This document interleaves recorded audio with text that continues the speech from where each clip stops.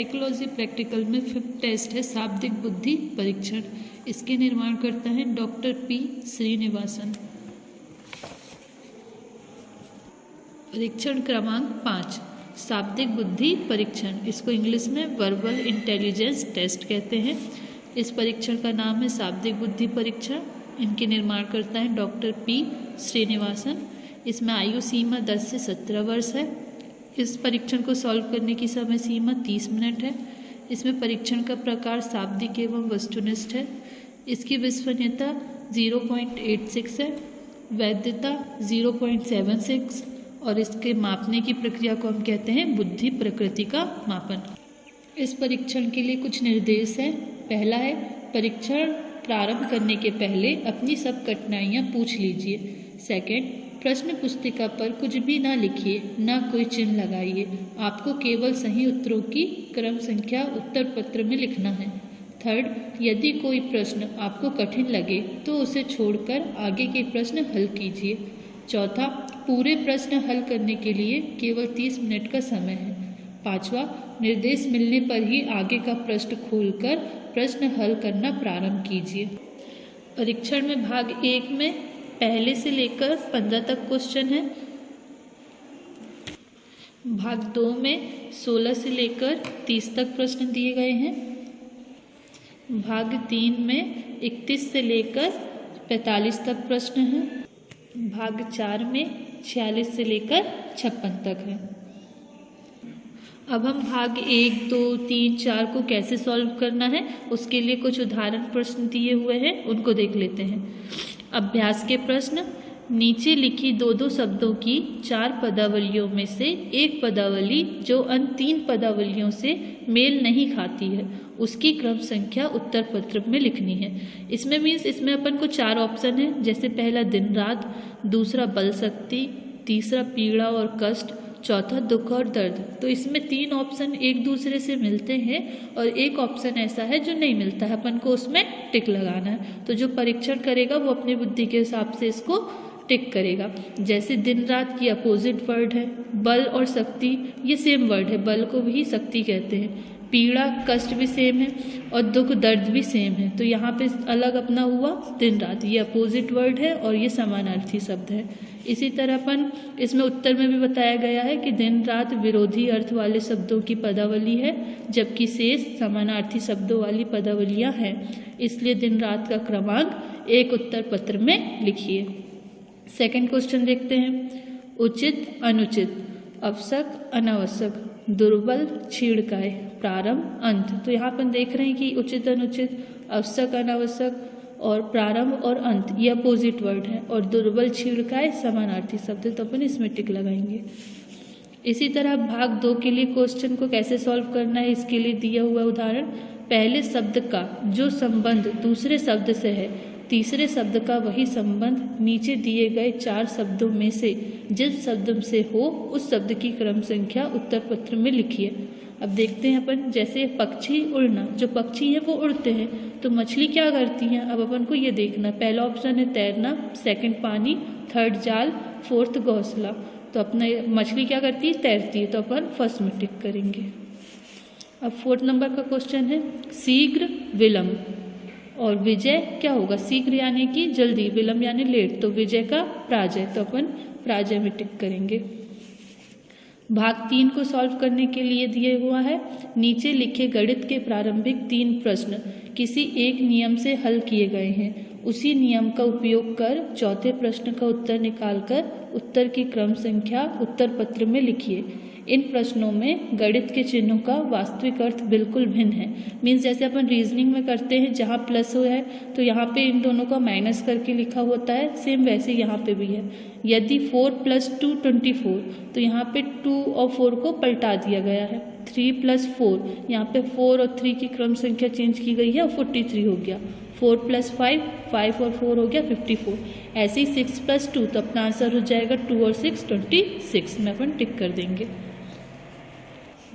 6 number का question है, यदि 3 × 2 5, यहाँ पे 3 × 2 लिखा हुआ है तो 3 × 2 = 6 होना था, पर यहाँ पे 3 + 5 किया गया तो 3 × 2 5 हुआ है। 3 × 3 6 होता है और 3 + 3 भी 6 होता है। 4 इंटू 3 अपना हो जाता है 12, पर यहाँ पे 4 और 3 को प्लस करके लिखा हुआ है 7। ऐसे ही यहाँ पे 5 इंटू 4 नहीं करेंगे अपन, 5 प्लस 4 करेंगे तो अपना आंसर हो जाएगा 9। भाग 4 को करने के लिए दिया हुआ है कि नीचे कुछ तर्कपूर्ण प्रश्न दिए गए हैं, उसके सही उत्तर का क्रमांक उत्तर पत्र में लिखिए। आ से बा अधिक काम करता है, सा से डा अधिक परंतु आ से कम काम करता है, तो सबसे अधिक काम कौन करता है? ये रीजनिंग का क्वेश्चन है, इसको अपन ऐसे सॉल्व कर सकते हैं कि आ से बा अधिक काम करता है, तो अपन यहाँ पे लिख सकते हैं आ से बा अधिक काम करता है। सा से डा अधिक, सा से जो है वो डा अधिक काम करता है, तो डा ऊपर हो जाएगा, सा नीचे हो जाएगा। परंतु आ से कम काम करता है, जो डा है वो आ से कम काम करता है, इसलिए अपन इसको आ के नीचे ही लिखेंगे। सबसे अधिक काम कौन करता है, तो यहाँ पे निकल जाएगा कि अपना जो बा है वो सबसे अधिक काम करता है। 8वें नंबर का क्वेश्चन है आ बा। 8वें नंबर का क्वेश्चन है 8वें नंबर का क्वेश्चन है आ बा से कहता है कि जब तुम्हारा जन्म हुआ था उस समय में तुम्हारी वर्तमान आयु का था। आ की अभी 14 वर्ष आयु है, तो 3 वर्ष बाद बाकी आयु क्या होगी? ये भी रीजनिंग ही का क्वेश्चन है, तो इसके उत्तर से अपन समझ सकते हैं कि आ की आयु जो है 14 वर्ष है और बाकी वर्तमान आयु से दुगुना है, इसलिए बाकी वर्तमान आयु 7 वर्ष की होगी और 3 वर्ष बाद इसलिए बाकी वर्तमान आयु 7 वर्ष की होगी, क्योंकि यहाँ बोला गया है कि आ की अभी आयु 14 वर्ष है और 3 वर्ष बाद बाकी आयु क्या होगी, और ये दुगना पूछ रहा है, इसलिए उसकी वर्तमान आयु क्या निकलेगी 7 वर्ष। और इसने पूछा 3 वर्ष बाद, तो 7 + 3 कर देंगे अपन, तो अपना आंसर आ जाएगा 10, यानी कि बाकी आयु क्या होगी 10 वर्ष। अब हम परीक्षण के भाग 1 को कैसे सॉल्व करना है वो देख लेते हैं। इसमें पहला प्रश्न है सिंधु सागर, युद्ध शांति, ध्वज पटाखा, जर्जट चीर। जैसे अभी अपन ने देखा था कि अपन को इसमें से 3 पदावली सेम होंगी, 1 पदावली भिन्न होगी, तो वो अपन को इसमें से चूज करना है। तो जैसे सिंधु सागर हो गया, युद्ध और शांति, ध्वज पताका भी सेम है, जर्जट चीर भी सेम है, तो यहाँ पे अपना आंसर आ जाएगा सिंधु सागर। ये अलग अलग चीज़ है। रंग, सेकंड नंबर क्वेश्चन है रंग, भिक्षु, कृपण, कंजूस, आदि, प्रारंभ, प्रत्यक्ष, परोक्ष, ये सारे अपोजिट वर्ड हैं। ये कृपण और कंजूस और रंग और भिक्षु अलग अलग है, तो अपन इसमें टिक लगा देंगे। थर्ड नंबर का है सत्य असत, ये भी अपोजिट वर्ड है। जन्म मरण अपोजिट वर्ड है। प्रशंसा बड़ाई ये सेम है, और सुबह शाम ये अपोजिट वर्ड है, तो यहाँ पे अपना भिन्न अर्थ वाला हो गया प्रशंसा बड़ाई। फोर्थ नंबर है शत्रु मित्र, ये भी अपोजिट वर्ड है। दुख दर्द सेम है। स्थूलकाय और भीमकाय ये भी अपोजिट वर्ड है। सहमति असहमति ये भी अपने अपोजिट वर्ड हैं, तो अपना समानार्थी शब्द हो गया दुख दर्द। अब 5th नंबर का है विपक्षी विरोधी, ये भी सेम है। विश्राम आराम ये भी सेम है।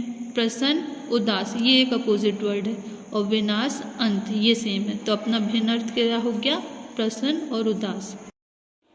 14 नंबर का क्वेश्चन है भय डर, ये सेम वर्ड है। स्वतंत्रता प्रतंत्रता ये अपोजिट वर्ड है। स्नेह प्रेम ये भी सेम वर्ड है। श्रम लज्जा ये भी सेम वर्ड है, तो हमारा अलग हो जाएगा स्वतंत्रता प्रतंत्रता। 15 नंबर का क्वेश्चन है अनिल पावक, ये हवा को ही बोला जाता है।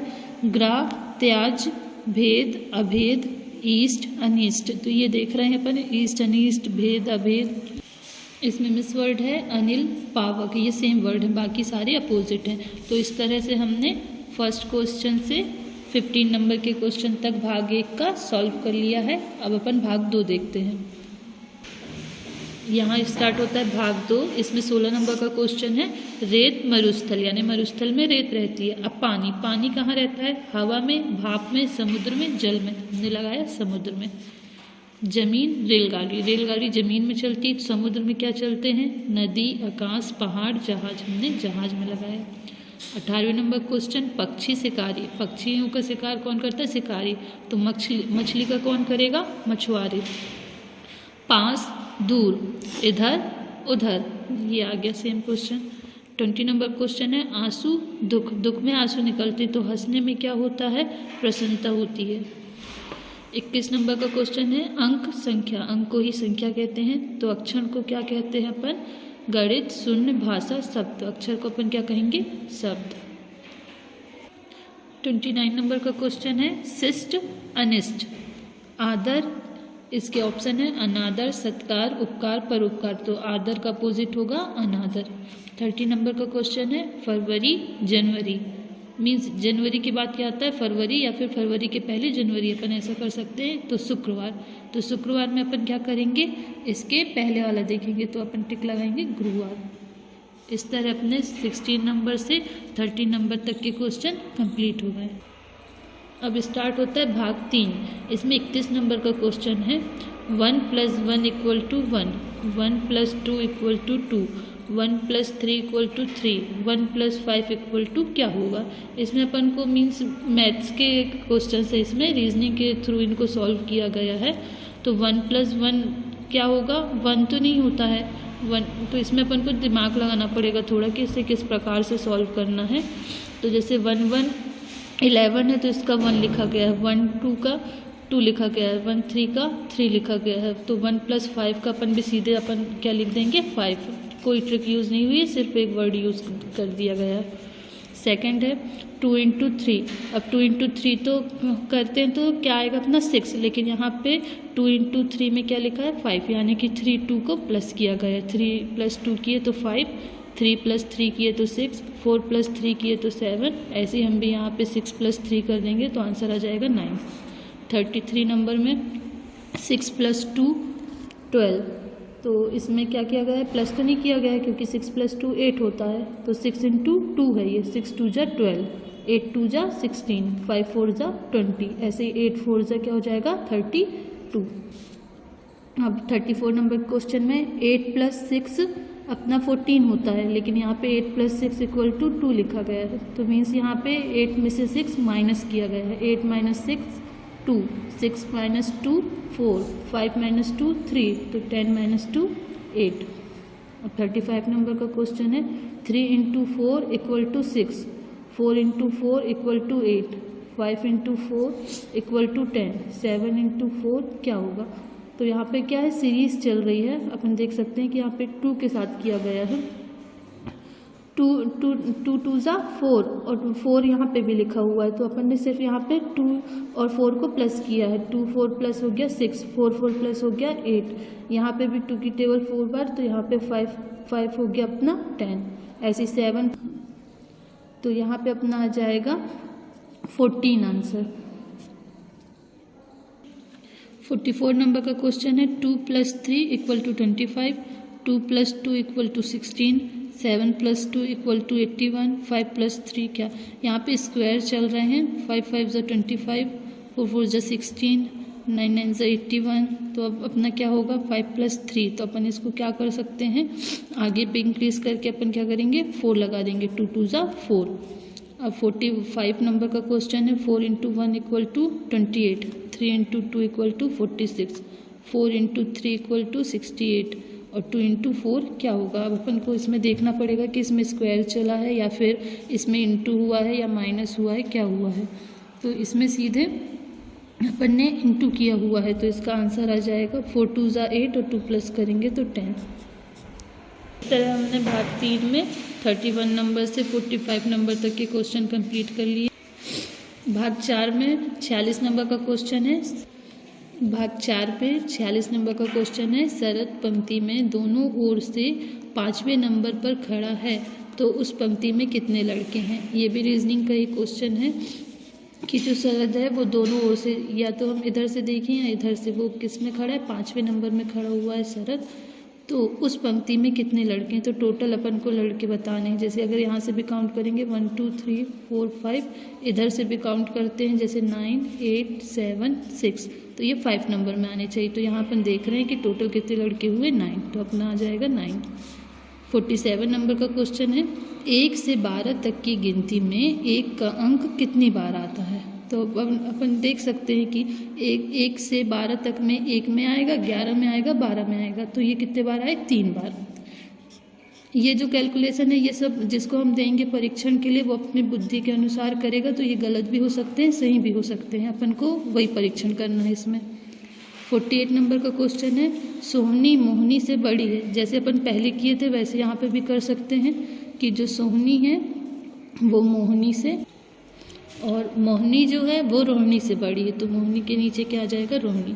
परंतु जो पोहनी से छोटी है, मतलब जो मोहनी है वो रोहिणी से तो बड़ी है लेकिन पोहनी से छोटी है। कौन, मोहनी, तो यहाँ पे ये आ जाएगा पोहनी। अब पोहनी सोहनी से छोटी है, तो ये देख रहे हैं छोटी तो है ही, परंतु रोहिणी से बड़ी है, यानी कि पोहनी ऊपर चले जाएगी। तो सबसे छोटी कौन है, तो अपना आंसर आ जाएगा रोहिणी जो है वो सबसे छोटी है। अब 49 नंबर का क्वेश्चन है, आसिमा 5 वर्ष बाद अपनी वर्तमान आयु से दुगनी हो जाएगी, तो 2 वर्ष पहले वह कितने वर्ष की थी। 5 वर्ष बाद, यानी कि अभी अगर वो x होगी तो 5 वर्ष बाद, तो 5 में अगर 2 को जोड़ देंगे तो अपना सीधा सीधा आंसर आ जाएगा 7 वर्ष। 50 नंबर का क्वेश्चन है, एक संख्या के 4 गुने और 5 गुने के बीच 4 का अंतर है, तो वह संख्या क्या होगी। इसे भी मैथ्स की रीजनिंग की ट्रिक से सॉल्व करेंगे अपन कि एक संख्या का 4 गुना 4x हो जाएगा और 5 गुना यानी 5x, 4x और 5x हो जाएंगे अपने 9x, उनके बीच में 4 का अंतर है तो 9 - 4 करेंगे तो अपना आंसर आ जाएगा 5। 56 नंबर का क्वेश्चन है, आ का पुत्र सा और बा के पुत्र डा का चाचा है, तो आ का बा से क्या संबंध है। इसको अपन ऐसे समझ सकते हैं कि आ का जो पुत्र है वो सा है और जो बा का पुत्र है वो डा है, तो इनमें आ और बा इन दोनों का क्या संबंध है। तो अपन देख रहे हैं आ का पुत्र सा है, बा का पुत्र डा है और लिखा हुआ है कि ये चाचा है, तो अपन सीधे समझ सकते हैं कि ये आ और बा जो हैं इनमें पिता का संबंध है, इनके जो पिता हैं वो सेम है, तो अपन पिता में टिक लगाएंगे। इस तरह हमने भाग 4 में 46 से 56 नंबर तक के क्वेश्चन सॉल्व कर लिए।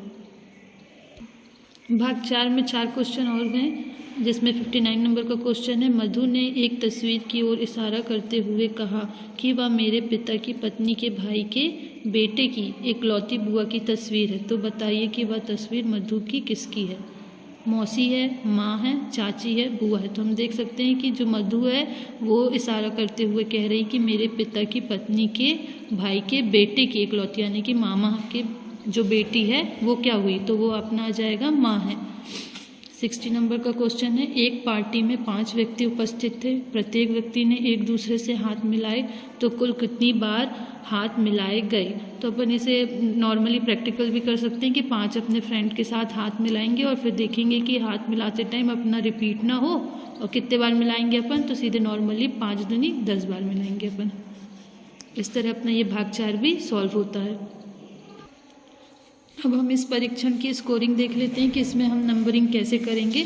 तो इसकी हेल्प के लिए अपन को स्कोरिंग की दी हुई है वर्बल इंटेलिजेंस टेस्ट, जिसके निर्माणकर्ता थे पी श्रीनिवासन। इसमें जैसे पार्ट 1 के क्वेश्चंस थे, फर्स्ट नंबर का क्वेश्चन है, तो फर्स्ट नंबर का जो आंसर है ये 2 है। अगर बच्चे ने फर्स्ट क्वेश्चन का आंसर 2 लगाया है तो उसको हम 1 नंबर की मार्किंग देंगे, और अगर उसने 1 या 3 या 4 लगाया तो अपन 0 देंगे। तो देख लेते हैं अपन 1 नंबर के क्वेश्चन में इस बच्चे ने सेकंड में लगाया है, तो फर्स्ट का आंसर सेकंड सही है तो अपन 1 मार्क्स दे दिए। सेकंड क्वेश्चन का आंसर है 4, सेकंड नंबर में इसमें फर्स्ट में लगाया है तो इनको ये आंसर गलत होता है तो अपन इनको 0 मार्क्स देंगे। थर्ड नंबर का थर्ड आंसर आएगा, थर्ड क्वेश्चन का थर्ड आंसर, तो इनको हमने 1 मार्क्स दे दिया। फोर्थ नंबर में इन्होंने सेकंड में लगाया है और फोर्थ का आंसर 1 है तो यहाँ पे अपन इनको 0 मार्क्स देंगे। फिफ्थ नंबर के क्वेश्चन में 3 आंसर है, फिफ्थ नंबर के क्वेश्चन में 3 आंसर, तो हमने इनको 1 मार्क्स दे दिया। 6 नंबर क्वेश्चन में 4 आंसर है, इसमें 6 नंबर के क्वेश्चन में 4 है तो अपन ने इसको 1 मार्क्स दे दिया, सही है। 7th का 1 आंसर है, 7th का 1 आंसर है तो अपन ने इनको 1 मार्क्स दे दिया। 13 नंबर के क्वेश्चन का आंसर 3 है, देख लेते हैं। 13 नंबर का क्वेश्चन का आंसर 3 है तो अपन इनको 1 मार्क्स दे देंगे। 14 नंबर के क्वेश्चन में आंसर 2 है, 14 नंबर के क्वेश्चन में आंसर 2 लगाया गया है तो इसमें भी 1 मार्क्स दे देंगे। 15 नंबर क्वेश्चन में 1 मार्क्स है, यहाँ पे भी 15 के उसमें 1 आंसर है, हमने इनको 1 मार्क्स दे दिया। ये पार्ट 1 हमारा कंप्लीट होता है, जिसमें क्वेश्चन 1 से लेके 15 तक थे। अब ये यहाँ देखिए, ये पार्ट 2 के आंसर की दिए हुए हैं, यहाँ पे पार्ट 3 के आंसर की दिए हुए हैं। 31 से 45 क्वेश्चन है इसमें, और पार्ट 4 के आंसर की ये हैं 46 से 60। इस तरह इसमें चारों पार्ट की आंसर की दी हुई है, पार्ट 1, पार्ट 2, पार्ट 3, पार्ट 4। अब हम पार्ट 2 के देख लेते हैं कि इनमें नंबरिंग कैसी हुई है। क्वेश्चन 16 का आंसर है 3rd, देख लेते हैं। 16 क्वेश्चन का आंसर है 3rd, तो इसमें भी हमने 1 मार्क्स दे दिया। 17 क्वेश्चन का आंसर है 4, 17 क्वेश्चन का आंसर है 4, इसमें भी 1 मार्क्स मिलेंगे। 18 नंबर का क्वेश्चन का आंसर है 4, 18 नंबर के क्वेश्चन का आंसर है 4, इसमें भी 1 मार्क्स मिल गए। 19 नंबर के क्वेश्चन का आंसर है 1, 19 के आंसर है 1, इसमें भी 1 मार्क्स। 29 नंबर के क्वेश्चन का आंसर है 1, 29 नंबर के क्वेश्चन का आंसर 1, तो 1 मार्क्स दे दिए। 30 नंबर के क्वेश्चन का आंसर है 3, 30 नंबर क्वेश्चन का आंसर 3, इसमें भी 1 मार्क्स मिल गए। इस तरह अपना पार्ट 2 कंप्लीट होता है 16 नंबर से 30 नंबर तक। अब पार्ट 3 में देखते हैं। पार्ट 3 में 31 नंबर के क्वेश्चन का आंसर है 1, 31 नंबर के क्वेश्चन का आंसर है, फिर से बोलिए, 31 नंबर के क्वेश्चन का आंसर 1 है, तो हमने इसको 1 मार्क्स दे दिया। 32 नंबर के क्वेश्चन का आंसर है 3, तो 32 नंबर क्वेश्चन का आंसर है 3, सही है, तो हमने 1 मार्क्स दिया। 33 नंबर के क्वेश्चन का आंसर है 2, 33 नंबर क्वेश्चन का आंसर 2, तो हमने 1 मार्क्स दिया। 34 नंबर क्वेश्चन का आंसर है 4, 34 नंबर क्वेश्चन का आंसर 4 है, तो हमने इसमें भी 1 मार्क्स दिया। 44 नंबर के क्वेश्चन का आंसर है 1, 44 नंबर क्वेश्चन का आंसर 1, तो इसमें भी 1 मार्क्स मिल गए। 45 नंबर क्वेश्चन का आंसर है 2, 45 नंबर क्वेश्चन का आंसर 284 है, लेकिन उन्होंने 1 में लगाया इसलिए 0 मार्क्स दिया अपन ने। इस तरह हमने पार्ट 3 में 31 नंबर से 45 नंबर तक कंप्लीट कर लिया। अब पार्ट 4 देख लेते हैं। पार्ट 4 में 46 क्वेश्चन नंबर से 60 तक है। इसमें 46 क्वेश्चन का आंसर है 3, 46 का आंसर है 3, हमने 1 मार्क्स दे दिया। 47 का आंसर है 4, 47 का आंसर 4, इन्होंने 3 में लगाया तो हमने इनको 0 मार्क्स दिया। 48 नंबर के क्वेश्चन का आंसर है 3, 48 नंबर क्वेश्चन का आंसर 3, तो हमने इनको 1 मार्क्स दिया। 49 नंबर के क्वेश्चन का आंसर है 4, 49 नंबर क्वेश्चन का आंसर है 4, इन्होंने 2 में लगाया, हम इनको 0 मार्क्स देंगे। 50 नंबर के क्वेश्चन का आंसर है 2, 50 नंबर क्वेश्चन का आंसर 2 है, इन्होंने 3 में लगाया, इनको भी 0 मार्क्स देंगे। और 51 नंबर क्वेश्चन का आंसर है 3, इन्होंने 1 में लगाया है, इनको 0 मार्क्स देंगे। 52 नंबर क्वेश्चन का आंसर है 4, 52 नंबर में 4 लगाया गया है तो हम इनको 1 मार्क्स दिए। 53 नंबर का आंसर है 1, इन्होंने 53 में 1 लगाया तो हमने इनको 1 मार्क्स दिया। 54 का आंसर है 2, 54 का 2, इन्होंने 3 लगाया, 0 मार्क्स। 55 का आंसर है 2, 55 का 2, इनको 1 मार्क्स। 56 का आंसर है 2, 56 का आंसर है 2, मिल गए 1 मार्क्स। 57 का आंसर है 4, 57 का आंसर 4, इन्होंने 3rd में लगाया है, 0 मार्क्स। 58 नंबर का आंसर है 2, 58 का आंसर 2 है, इन्होंने 1 में लगाया, 0 मार्क्स। 59 नंबर का आंसर है 2, 59 का 2, इनको दे दिए 1 मार्क्स। 60 का आंसर है 3rd, इसमें भी 60 का आंसर 3rd, इसमें भी दे दिए 1। इस तरह हमने पार्ट 4 कंप्लीट कर लिया है और अपनी ये पूरी स्कोरिंग की कंप्लीट हो गई। Part 1, part 2, part 3 and part 4। अब हम इसकी गणना देखेंगे कि इसकी गणना कैसे की जाती है, कौन सा फॉर्मूला यूज़ होगा इसकी बुद्धि के परीक्षण के लिए। बुद्धि के स्तर के अनुसार उनका वर्गीकरण किया गया है, जिसमें पहला हम बोलते हैं प्रखर बुद्धि, दूसरा मंद बुद्धि, तीसरा औसत बुद्धि। अब इसको निकालेंगे कैसे कि वो प्रखर बुद्धि है या मंद बुद्धि है या औसत बुद्धि है। इसके लिए एक सूत्र है बुद्धिमत्ता का स्तर मापने का फॉर्मूला, IQ = MA/RA × 100। IQ का फुल फॉर्म देख लेते हैं। IQ = इंटेलिजेंस क्वाइटेंट कहते हैं, और MA का फुल फॉर्म होता है मेंटल एज, मीन्स अपन जिस पे परीक्षण कर रहे हैं उसकी मेंटल एज क्या है। और RA का फुल फॉर्म है रियल एज, उसकी जो अभी वर्तमान आयु है वो रियल एज लिखेंगे, और मेंटल एज कैसे निकालेंगे वो भी बताएंगे। अब हम देख लेते हैं कि IQ को हिंदी में क्या कहते हैं। तो IQ को हिंदी में बुद्धिलब्धि कहते हैं, MA को हिंदी में मानसिक आयु और RA को हिंदी में वास्तविक आयु कहा जाता है। अब हम इसकी गणना करने के लिए पहले टोटलिंग कर लेते हैं कि टोटल हमारा पार्ट 1, पार्ट 2, पार्ट 3, पार्ट 4 को मिला के कितना स्कोर होता है। 1 2 3 4 5 6 7 8 9 10 11 12 13 14 15 16 17 18 19 20 21 22 23 24 25 26 27 28 29 30 31 32 33 34 35 36 37 38 39 40 41 42 43 44 45 46 47।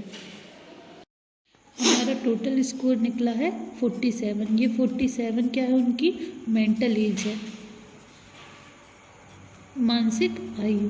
अब हमें हमारा फॉर्मूला याद है कि IQ equal to real age upon mental age into 100। अब मेंटल एज तो हमें पता है कि ये निकली हमारी 47 है ना। अब अपन को रियल एज देखनी है, तो रियल एज अपन को क्या है, जो उस बालक बालिका की आयु है। तो इसमें आयु कितनी थी, 17 वर्ष। ये 17 वर्ष है। अब इसको अपन को मंथ में कन्वर्ट करना पड़ेगा, इसलिए अपन एक वर्ष में 12 माह होते हैं। एक वर्ष में कितने माह होते हैं, 12 माह होते हैं। आयु कितनी थी बालिका की, 17 वर्ष। तो अपन 17 इंटू 12 कर देंगे तो अपना आंसर आ जाएगा 204 वर्ष। इसी तरह जो हमारी ये मेंटल एज है वो कितनी निकली, 47। तो इस 47 को भी अपन को वर्ष में कन्वर्ट करना पड़ेगा। इसके लिए अपने पास एक तालिका दी गई हुई है जिसमें अपने जो conversation of raw scores into mental age, यानी कि रो स्कोर्स में कन्वर्ट करना है मेंटल एज को। तो रो स्कोर्स के नंबर्स ये दिए हुए हैं और मेंटल एज के नंबर ये दिए हुए हैं।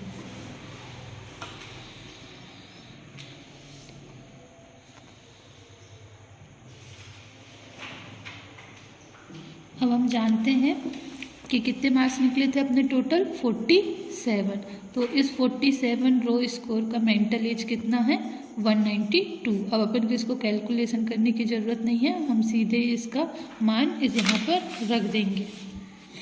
तो ये IQ equal to RA real age अपनी निकली है 204 अपॉन मेंटल एज ये निकल गई 192 इंटू 100। अब हम इसको सॉल्व करेंगे तो हमारा आंसर निकल जाएगा 94.116%। अब जो ये बालिका थी इसका जो बुद्धि परीक्षण किए हमने, तो वो कितना इसका निकला बुद्धि परीक्षण में, इसकी बुद्धि की जो परसेंटेज है वो 94.116 है। अब हम देख लेते हैं कि ये 94.116 जो इसकी बुद्धि का प्रतिशत निकला है, इसको हम क्या नाम देंगे, प्रखर बुद्धि, औसत बुद्धि। इसके लिए भी हमारे पास ये टेबल बनी हुई है, categories based on IQ। Range दी हुई है कैटेगरीज 140 से ऊपर अगर जिसका नंबर आएगा परसेंटेज में वो जीनियस कहलाते हैं, प्रतिभाशाली, गिफ्टेड चाइल्ड। 125 से 139 के बीच में जो होते हैं वो वेरी सुपीरियर, श्रेष्ठर कहलाते हैं।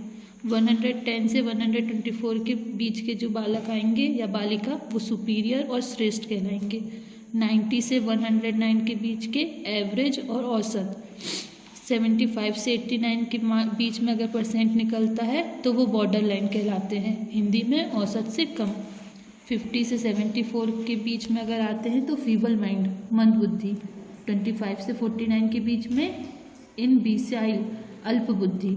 और 0 से 24 के बीच में इडियट, मूर्ख। तो अब हमारा परसेंटेज निकला है 94.116। तो ये यहाँ पे आ जाएगा 90 से 109 के बीच में, यानी कि जो ये बालिका है इसकी बुद्धि जो है औसत बुद्धि है। तो ये जो बालिका है इसका परसेंट 94 है और हम तालिका में देख रहे हैं 90 से 109 के बीच में एवरेज है। तो ये एक इनकी जो बुद्धि का प्रतिशत निकला वो एवरेज निकला। इस तरह से हम किसी भी बालक या बालिका की बुद्धि का टेस्ट कर सकते हैं। इस तरह से हमारा ये टेस्ट कंप्लीट होता है। हमने गणना कर ली है, 94.117% निकला हुआ है, यानी कि इसकी बुद्धि एवरेज है। इस तरह हमारे साइकोलॉजी के 5 टेस्ट कंप्लीट हुए। शाब्दिक बुद्धि परीक्षण। अब इस टेस्ट में अगर आपको कोई भी प्रॉब्लम होती है तो आप वो कमेंट बॉक्स में लिख दीजिएगा, तो मैं फिर से आपको वो चीज़ क्लियर कर दूंगी। फ्रेंड्स, आज की वीडियो में इतना ही है। फिर हम मिलेंगे नेक्स्ट वीडियो में नए टॉपिक के साथ। तब तक आप हमारे चैनल मोटिवेशन बाय दीक्षा पर लाइक करिए, कमेंट करिए एंड सब्सक्राइब करना बिल्कुल ना भूलिएगा friends. Thanks for watching, like and subscribe this video. Thank you friends.